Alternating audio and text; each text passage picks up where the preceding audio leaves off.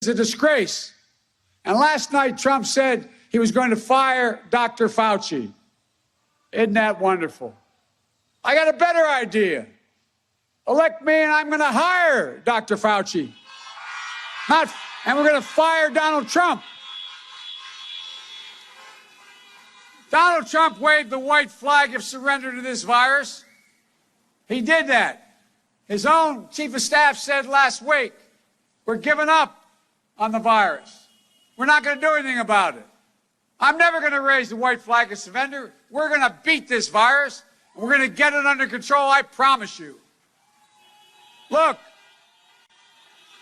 the first step to beating the virus is beating Donald Trump. Donald Trump keeps telling us what a great jobs president he is. I was just with Barack in Detroit and Flint. It was great to be with a president of some character, a president respected around the world, a president our kids could and did look up to. But did you know that after President Obama and I bet on American workers and helped rescue the auto industry, nearly 500,000 jobs created here in Ohio? Meanwhile, 330,000 of those have been lost since Trump's become president. You know, Donald Trump is going to be the first president in 90 years, that's a lot of presidents, in 90 years, who's going to finish his 4 years in office with fewer jobs than when he got elected to office.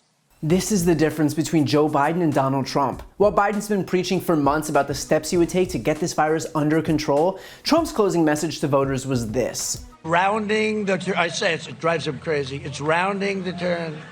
Because all they want to do, you turn on the news, COVID, COVID, COVID, COVID, COVID.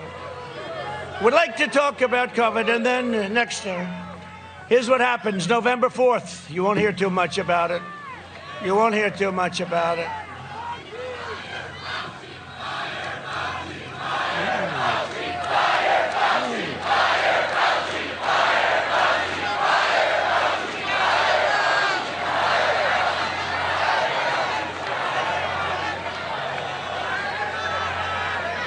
Don't tell anybody, but let me wait till a little bit after the election. I appreciate the advice. I appreciate that. No, he's been wrong on a lot. He's a nice man, though. He's been wrong on a lot. That he was planning on firing the nation's premier immunologist, Dr. Fauci, in the middle of a pandemic. What's next? Dissolving the fire department during the next wildfire? Keep in mind, Dr. Fauci also happens to be the most popular figure according to the latest NBC Wall Street Journal poll, with a 50% positive and 13% negative favorable-unfavorable rating. For comparison, Trump's rating was 43% positive and 52% negative. In other words, not only is Trump positioning himself against our best resource to fight a pandemic, but he's positioning himself against one of the most popular figures in government, because art of the deal, or something. And why is he doing this? Because he only knows how to appeal to his base. This clearly isn't going to bring any new voters into Trump's fold, but what it will do is appeal to the same people who are already voting for Trump. From a public safety standpoint, it makes no sense. From a polling standpoint, it makes no sense. And from a political standpoint, it makes no sense. Even when trying to help himself, Trump's judgment is dismal. With that said, this shouldn't come as much of a surprise. Only days ago, the White House effectively waved the white flag with regard to the virus on national television. So here's what we have to do.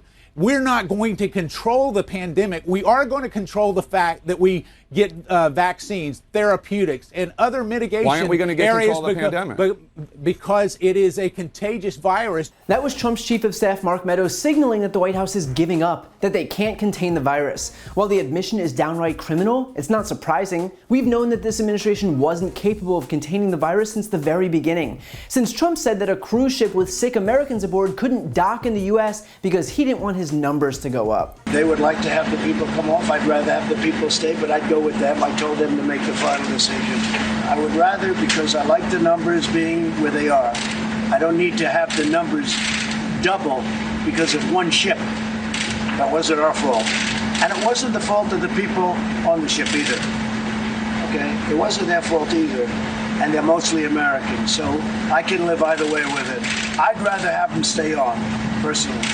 We've known that since he pretended like it was contained, or that cases were going down to zero, or that it would go away with the heat, or that it would miraculously disappear. We've known that since he pretended that anyone who wants a test could get a test. We've known that since he started hawking miracle cures like injecting disinfectant and hydroxychloroquine and UV light. We've known that since the Bob Woodward tapes came out, proving that while he was spewing these lies to the American people, he actually knew the truth.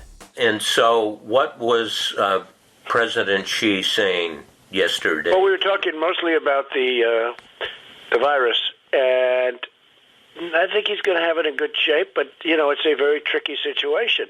Indeed, it goes through air, Bob. That's always tougher than the touch. The touch, you don't have to touch things, right? But the air, you just breathe the air, and that's how it's passed. And so that's a very tricky one. That's a very delicate one. It's also more deadly than your strenuous flus. People don't realize we lose 25,000, 30,000 people a year here. Who would ever think that, right? I know. It's pretty amazing. And then I say, well, is that the same thing? This is more deadly. This is 5 per. This is 5% versus 1% and less than 1%. So this is deadly stuff. And I could go on, but the point is that Trump was always well aware of how dangerous this pandemic was, but because his agenda was painting a rosy picture before the election, he downplayed it and lied and obfuscated the truth, and now we have more than 230,000 dead Americans, with cases skyrocketing by the day. And the fault lies with the person charged with overseeing the US response, Donald Trump. Meanwhile, Joe Biden's been crystal clear about the dangers that this pandemic posed. As far back as October 25th, 2019, more than a year ago, Biden tweeted, "We are not prepared for a pandemic. Trump has rolled back progress President Obama and I made to strengthen global health security. We need leadership that builds public trust, focuses on real threats, and mobilizes the world to stop outbreaks before they reach our shores." That was in October of 2019. It's November of 2020, and Trump is still pretending it's not real. That's the difference between these two people. Beyond that, Biden's called on state leaders to implement mask mandates across the board because they are the #1 tool we have to protect ourselves and those around us. Even if he can't get governors to agree, he's already stated that his intention was to defer to those at the local level. We should be thinking about making it mandatory. How could you enforce that? Well, you couldn't. That's the problem. Just like you can't enforce measles. You can't come to school unless you have a measles shot. You can't. But you can't say everyone has to do this. But you would, just like you can't mandate a mask. But you can say, you can go to every governor and get them all in a room, all 50 of them as president, and say, ask people to wear the mask. Everybody knows. And if they don't, fines? And they don't, no, not fine. Then I go to every governor, I go to every mayor, I go to every councilman, I go to every local official, say, mandate the mask.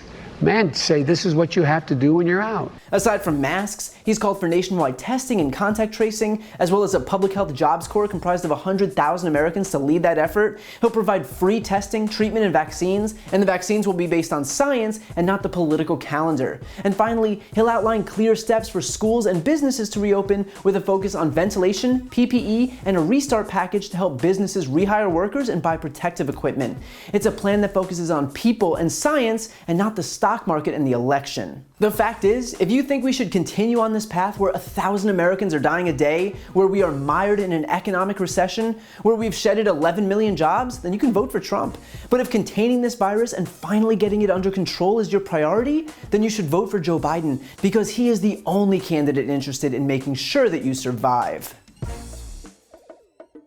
If you like this video, please check out my podcast, No Lie with Brian Tyler Cohen, where I take a deep dive into the week's most important stories and interview major players in politics, including Kamala Harris, Katie Porter, Adam Schiff, Nancy Pelosi, Eric Swalwell, Mary Trump, Al Franken, Cory Booker, and many, many more. Again, that's No Lie with Brian Tyler Cohen, available anywhere you listen to podcasts.